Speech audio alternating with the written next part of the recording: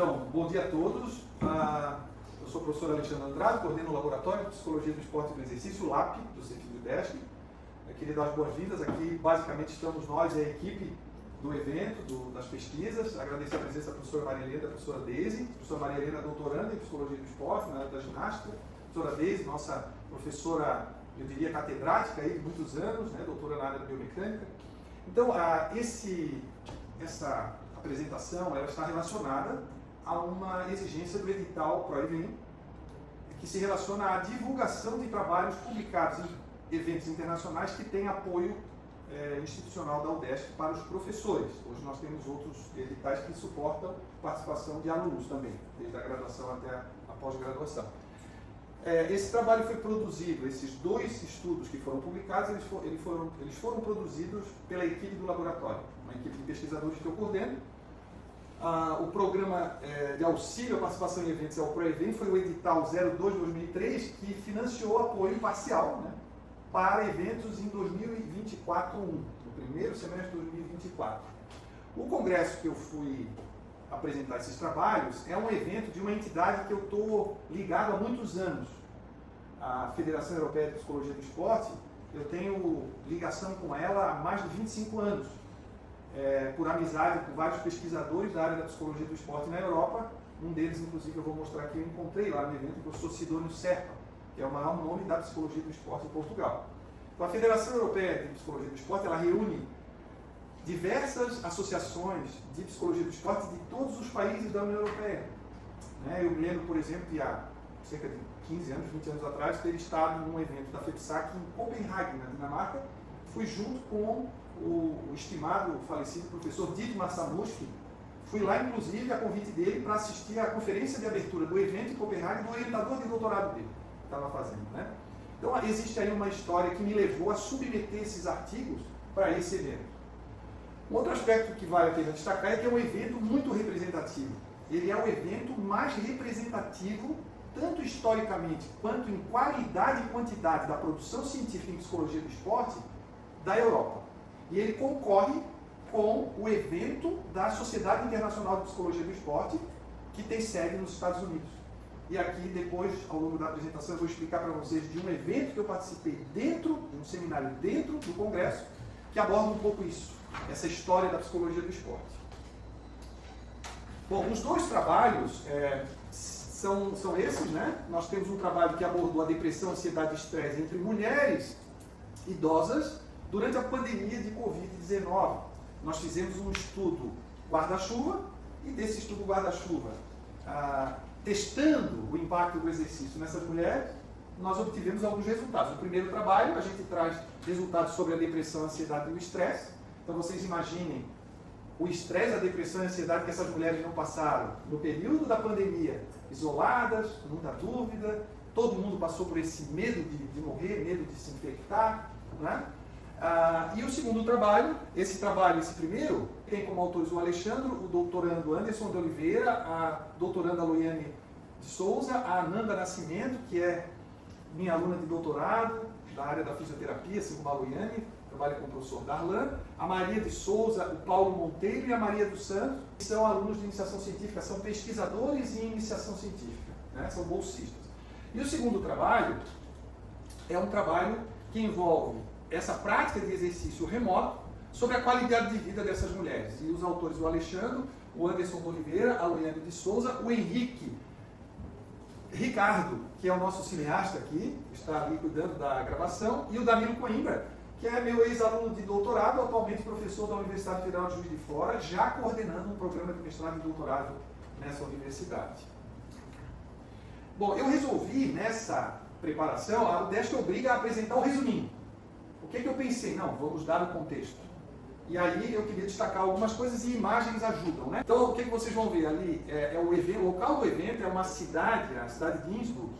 Ela é muito interessante. Ela fica na Áustria. A minha viagem foi a Munique e 1 hora de ônibus ou trem para o estágio na Áustria, né? É uma cidade de um altíssimo nível de qualidade de vida, uma cidade que fica no meio de montanhas muito, muito altas, é um centro de esportes de inverno, de esqui, alpinismo, e é um local muito bonito, e eles escolheram essa cidade muito bem. O evento teve mais de 2.000 inscritos, e mais de 1.500 participantes lá.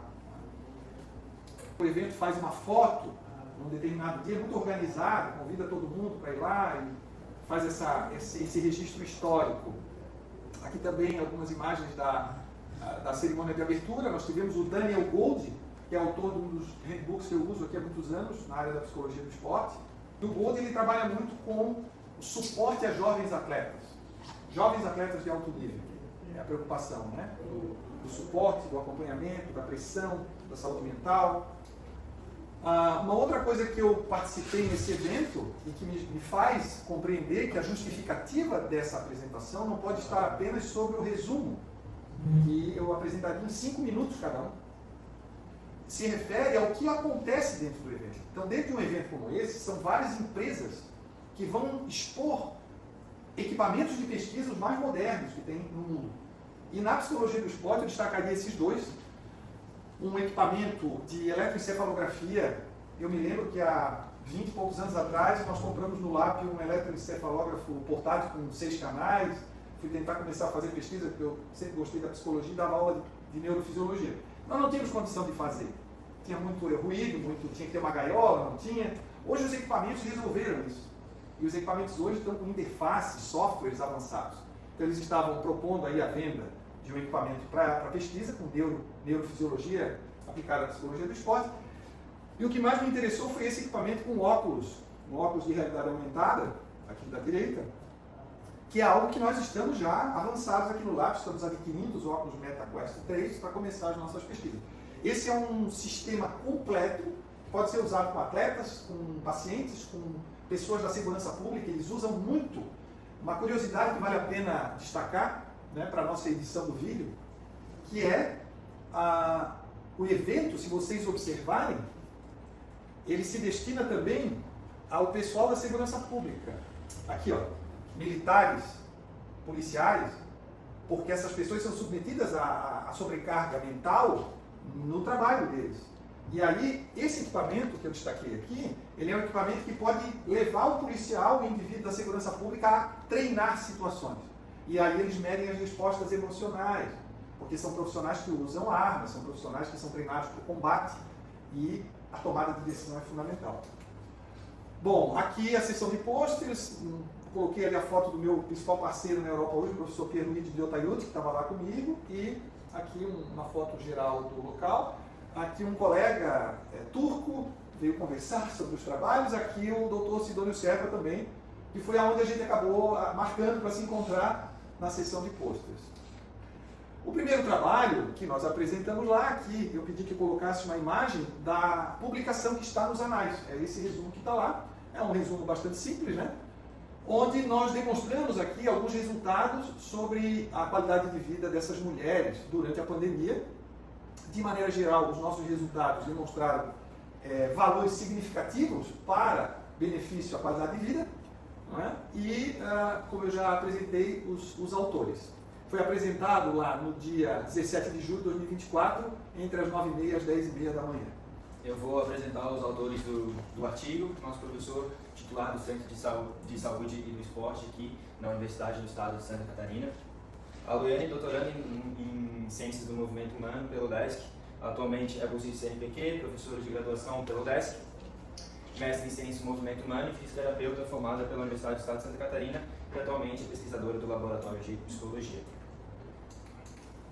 O Henrique Kurtz, que é mestrando de Ciências do Movimento Humano, é pesquisador do Laboratório de Psicologia e bacharel em Educação Física pela Universidade do Estado de Santa Catarina. O Danilo Reis Coimbra é doutor em Ciências do Movimento Humano pelo Cefid e pelo UDESC. Ele é mestre em Educação Física pela Universidade Federal do Juiz de Fora, graduado em Educação Física na Universidade Federal do Juiz de Fora, coordenador do Grupo de Investigação em Psicologia do Esporte e do Exercício e membro pesquisador do Laboratório de Psicologia. Anderson de Oliveira é doutorando do Programa de Pós-Graduação em Movimento Humano, mestre em Ciências do Movimento Humano, graduado em bacharel e licenciado pela Universidade do Vale do Itajaí e o Centro Universitário Leonardo da Vinci e pesquisador do Laboratório de Psicologia. Contexto. Durante a pandemia de Covid-19 em 2020, com a falta de tratamento específico disponível e as incertezas da contaminação pelo vírus, muitos países aderiram ao isolamento social. Em alguns casos, para amenizar o impacto desse isolamento, tratamentos alternativos domiciliares foram implementados. O exercício físico domiciliar foi uma das alternativas para manter a saúde física e mental dos idosos, sendo essa população uma das mais vulneráveis ao vírus. Então esse trabalho, na verdade, ele possui um protocolo já publicado na Frontiers em 2022, onde foi publicado todo o protocolo de exercício, todo o método, e então, o nosso trabalho ele começou aqui, através dessa publicação. O objetivo desse resumo, desse artigo em específico, ele foi verificar os efeitos do exercício físico domiciliares na qualidade de vida de idosos que estavam em isolamento social durante a pandemia de Covid-19.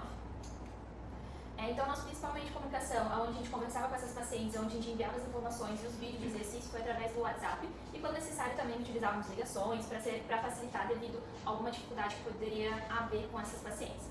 Então, nós enviamos tutoriais que eram feitos através de vídeos, então havia um vídeo completo de todos os exercícios, com todas as explicações que ela precisaria para cumprir esse protocolo de exercício. As orientações elas eram feitas pelos profissionais de educação física formados da pós-graduação, os fisioterapeutas formados e também os alunos que estavam na graduação ainda. A nossa avaliação ela foi feita através de questionários no Google Forms, então ela recebia um link, ela precisava acessar esse link e ela respondia online. E foram aplicados em diversos momentos, que eu vou falar posteriormente. E então esses vídeos, esses exercícios foram feitos através dos vídeos gravados, onde continham toda a quantidade de repetição, o tempo do exercício, né, do movimento, e a carga que ela deveria utilizar ou não. Aqui a gente tem o cronograma de avaliações. Elas faziam uma avaliação antes de começar essa intervenção, nosso baseline.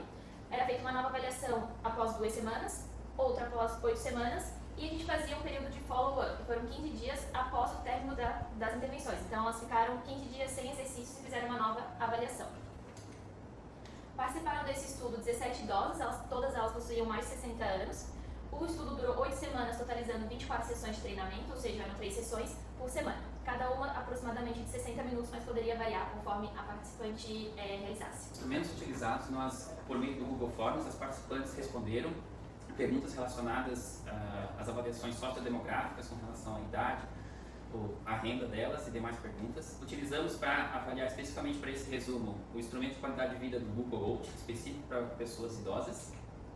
E esses resultados nós encontramos por meio dos domínios da qualidade de vida para idosos após 8 semanas de intervenção, que a percepção de atividades passadas, presentes e futuras houve uma diferença significativa com relação a esse domínio. Houve também uma diferença significativa na participação social.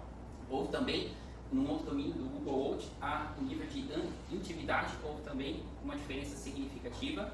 E na qualidade de vida em geral do Google Out, nós podemos observar que após os exercícios físicos domiciliares serem aplicados, elas tiveram uma melhor qualidade de vida muito significativa. Bom, e nós concluímos que o protocolo de exercício físico orientado por profissionais à distância durante o isolamento social na pandemia Covid-19, ela pôde impactar positivamente na qualidade de vida de mulheres idosas e ela é muito recomendada para o momento desse isolamento social, pensando numa pandemia global. O segundo trabalho apresentado, ele foi apresentado na sessão de posters do dia 18 de julho, das 9h30 às 10h30 da manhã, lá em Innsbruck, sobre depressão, ansiedade e estresse entre essas mulheres e o impacto do exercício. Um estudo dentro desse contexto, analisando outras variáveis. Os autores, como eu falei, a Loriane, o Alexandre, a Ananda, o Paulo, a Maria e o Anderson. E os resultados, da mesma maneira, de modo geral, demonstram ganhos positivos a partir da prática do exercício físico sobre a depressão. Ou seja, houve uma redução na depressão, na ansiedade e no estresse em função dos exercícios, né? As hipóteses nos 2 trabalhos, tanto em relação à qualidade de vida, aqueles itens da qualidade de vida, quanto em relação à psicologia do esporte, aí especificamente depressão, ansiedade e estresse, as hipóteses é que realmente o exercício fosse provocar esses ganhos. Como autores desse segundo estudo, nós temos o professor Alexandre Andrade, coordenador do Laboratório de Psicologia do Exercício, a professora doutoranda Loiane Cristina, Ananda Quaresma, doutoranda do Programa de Ciências do Movimento Humano, Maria Eduarda, bolsista de iniciação científica do LAP, Paulo André Costa, também bolsista de extensão e iniciação científica, e a Maria Eduarda Vieira Souza, bolsista de extensão e iniciação científica. Também o professor doutorando Anderson de Oliveira. Bem, a pandemia ela trouxe desafios significativos para os idosos, com aumento de condições que afetavam a saúde mental, a exemplo de ansiedade, depressão e estresse. Nesse contexto de isolamento social e incerteza sobre saúde mental, impactos negativos foram observados no bem-estar desses idosos, fazendo com que fosse essencial a busca por alternativas de cuidado tanto físico quanto emocional. E uma alternativa muito utilizada de baixo custo nesse cenário foi a recomendação de exercícios físicos físicos domiciliares. Assim, o objetivo desse segundo estudo foi analisar os impactos dos exercícios físicos domiciliares na depressão, ansiedade e estresse de idosos em isolamento social durante a pandemia de Covid-19. Agora eu vou explicar sobre como foi avaliado o método que foi utilizado no estudo. Então foram utilizados instrumentos em que foram feitas perguntas sociodemográficas dos indivíduos que participaram do estudo, então foi feita perguntas como idade, rendas que eles tinham, e também tiveram outros questionários. Teve dentre eles para avaliar a depressão, o inventário de depressão de Beck, que ele tem 21 questões avaliando se o indivíduo tem depressão e em qual grau ele tem. Para avaliar a ansiedade foi utilizado o inventário de ansiedade de Beck, também com 21 questões, só que agora avaliando se o indivíduo tem ansiedade e em qual grau ele tem. E para avaliar o estresse foi utilizada a escala de estresse percebido, em que nessa escala dá diversas situações e o indivíduo vai ver em que grau aquelas situações fazem com que ele tenha estresse. Todos esses questionários foram feitos por meio online, utilizando a plataforma Google Forms, em que foi enviado um link, os participantes abriam o link e respondiam essas questões. Continuando a parte do método, foram realizadas 4 avaliações durante esse período de intervenção. Uma foi antes do início da intervenção, para ver em qual grau os indivíduos se encontraram antes de fazer a intervenção dos exercícios. A segunda foi após 2 semanas de intervenções. A terceira avaliação foi após 8 semanas de intervenções, ou seja, 2 meses. E depois eles passaram por um período de 15 dias sem realizar exercícios, e após esses 15 dias foi realizada outro questionário, outra avaliação dessas intervenções que foram passadas e qual foi o resultado de todo esse processo. Então, os resultados após as 8 semanas, a gente tem que o score de depressão ele não foi significativo, mas que houve um bom efeito de magnitude da intervenção, que foi considerado grande, de 0,86.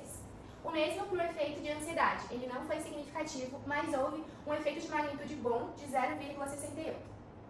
E o mesmo para o score de efeito de estresse percebido, ele não houve significância, mas um efeito de intervenção de 0,95, que é considerado grande.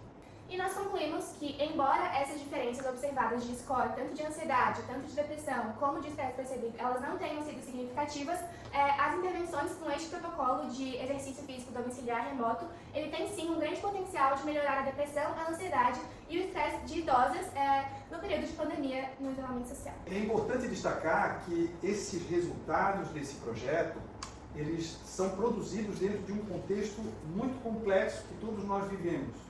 O início da pandemia, em março de 2020, afetou diretamente o Laboratório de Psicologia do Esporte, o Centro de Ciências da Saúde do Esporte da UDESC e toda a sociedade catarinense, brasileira e mundial. Nós nos afastamos do contato pessoal achando que ficaríamos 2 semanas em casa e, na verdade, foram meses, né, de muito sofrimento e muita incerteza. E nós tomamos uma decisão no início da pandemia, né, eu tenho isso na minha memória, de mudar o desenho dos experimentos que o LAP fazia até então, experimentos pessoais de intervenção na nossa academia, no ginásio, na sala de lutas, para abordagens à distância, para que a gente conseguisse manter as nossas pesquisas e, acima de tudo, esse projeto está relacionado com a vontade do laboratório, do professor, dos pesquisadores em atender as pessoas isoladas, que é uma função da pesquisa científica, se adaptar e manter a sua atividade. E tudo que a gente faz aqui é dentro de uma instituição pública, sustentada por recursos públicos dos impostos que os catarinenses pagam, e um percentual disso é destinado ao UDESC. Então, eu olho para o histórico que esses 2 singelos de resumo representam e fico de consciência tranquila que a instituição, que o laboratório, que a nossa equipe cumpriu muito bem a nossa responsabilidade, que apesar de nós sermos vítimas também do isolamento, do sofrimento, muitos de nós perdemos familiares, vizinhos, eu tive alunos que sucumbiram ao vírus da Covid, infelizmente, colegas, ex-professores do Cefid, a gente se manteve firme, um ajudando o outro e adaptando as nossas melhores condições. Para quê? Para manter o serviço à comunidade e à produção de conhecimento. E isso resultou, veja, eu queria destacar rapidamente, nessa publicação que está aqui, que foi muito bem apresentada pela doutora Ana Loiane, que é uma publicação do protocolo de exercício home-based para idosos. E a gente adaptou com essas mulheres, né? Uma publicação numa revista A1 internacional. Dito isso, o que eu destacaria mais, e nesse vídeo que nós vamos editar é importante, né, ter esse momento. a importância dos eventos internacionais para os professores, para os estudantes de pós-graduação e para os alunos de graduação. O meu desejo como coordenador de um laboratório é estimular e apoiar que os alunos participem de grandes e excelentes eventos, porque o evento não se resume à apresentação do resumo ou à apresentação oral ou à mesa redonda. O evento ele permite que tu estabeleça um network, que tu reencontre pessoas. E para mim foi assim um momento de até muita emoção, porque muitos anos que eu não encontrava o Sidônio.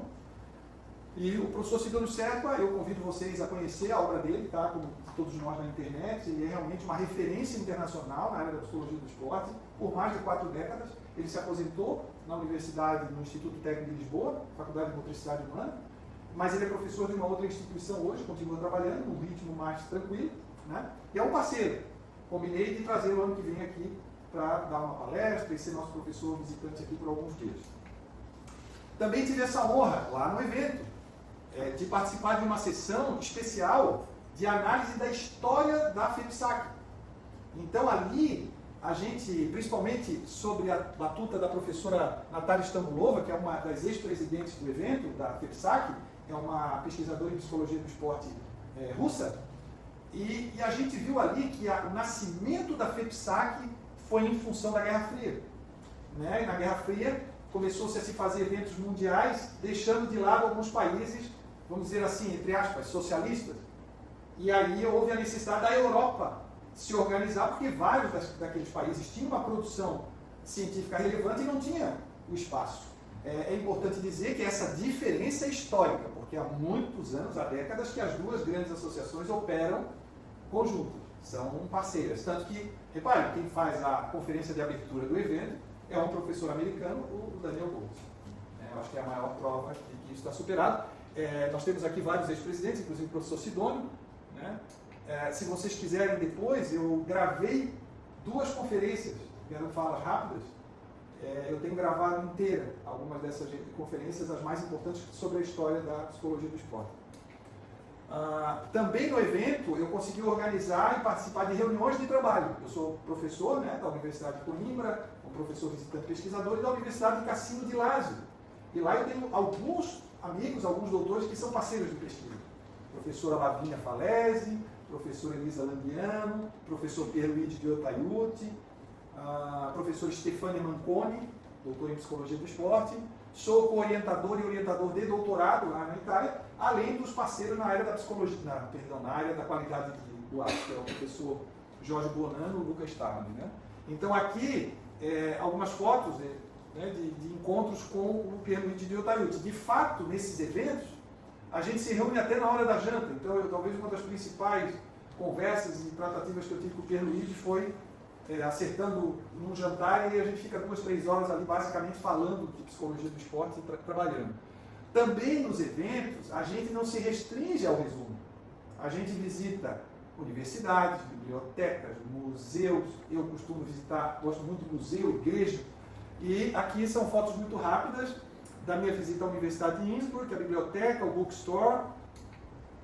Também um encontro com a Simone Sanches, que é uma psicóloga destacada no Brasil, né, na área da psicologia do esporte e alto rendimento. Eu tenho hoje contato com ela, ela inclusive colocou a possibilidade de vir fazer estágio ou um pós-doc aqui com a gente.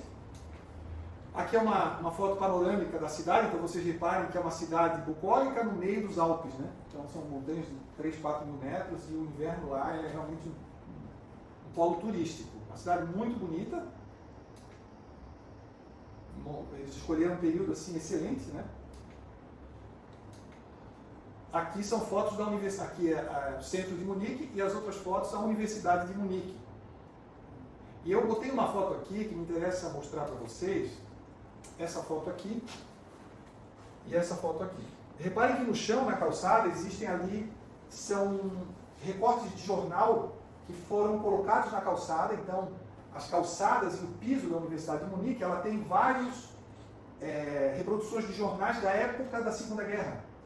E me emocionou muito estar lá, porque eu fui descobrir que a Universidade de Munique foi um polo de resistência ao nazismo no meio da Segunda Guerra. Então, eles botaram lá para que nunca seja esquecido as matérias dos jornais alemães falando da perseguição aos estudantes, da prisão de professores. É uma coisa que tu estando lá, tu realmente ficas emocionado. Tu diz assim, pô, a universidade é isso. A universidade é um centro de racionalidade. É um centro onde a crítica alimenta o nosso trabalho. A crítica, inicialmente, é ao nós mesmos e ao nosso próprio trabalho. Não é? Eu não sei se teria um servidor público em Santa Catarina, de instituições públicas, que deva ser mais autocrítico do que os professores da universidade, que tem na crítica o seu próprio motor do seu próprio trabalho. E aí a universidade faz a crítica também aos problemas sociais. Essa imagem aqui, agora eu me localizei. Aqui tem uma escada que vai para um subsolo, e é no hall principal da reitoria da universidade. Ali é um museu, que tem o nome de uma professora, que ela foi a líder dessa resistência ao nazismo. Então, muito material que foi produzido sobre ela nesse período, né? Porque imagina a perseguição que não sofreu. Eles fizeram um museu. Então eu queria destacar, e se possível a gente reportar para esse vídeo, a importância das universidades contarem a sua história. E cada pessoa entender que ela faz parte da história. Então precisa contar a história. A história do Anderson, da Maria, da Ananda, da Loriane, da Maria Helena, da Deise, da Maria, do Henrique. Porque a gente ajuda a construir a instituição. E no Brasil a gente tem uma tradição de não contar a história, não dar bola para a história, não preservar a história. Né? Eu tenho que ser mais econômico, vocês vão cortar muita coisa, mas eu me lembro a primeira vez que eu fui estudar nos Estados Unidos, que eu fui numa inauguração de uma escola de high school. E tinha uma sala que não tinha nada dentro, e eu perguntei, tá, e aqui? Aí o cara disse, aqui vai ser o museu da escola.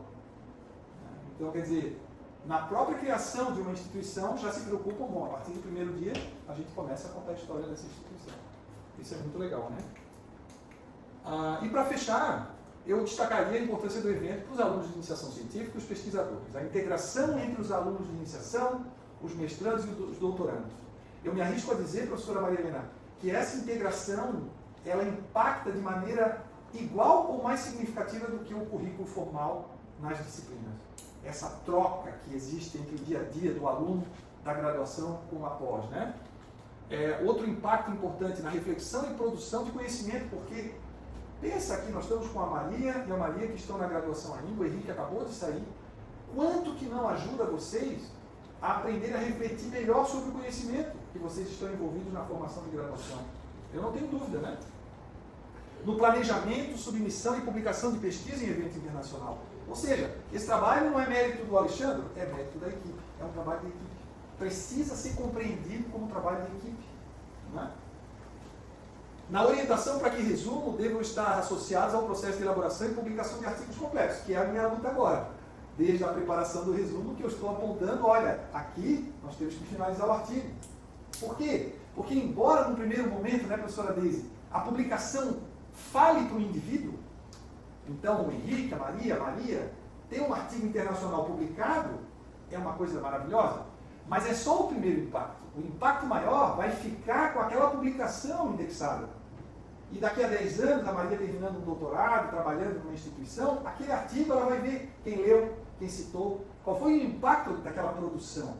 E é isso que é a coisa mais bonita da ciência. Não é só publicar para o currículo, mas é o impacto que esse conhecimento gera no processo de motivação de jovens pesquisadores de iniciação científica, trabalhando e aprendendo com mestrandos e doutorandos.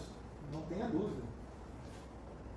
Para inspiração ao futuro TCC, ao trabalho de conclusão de curso, e para o sonho do mestrado e doutorado, que eu diria que é sobre o que se trata. Eu, às vezes me pergunto, o que é a tua meta?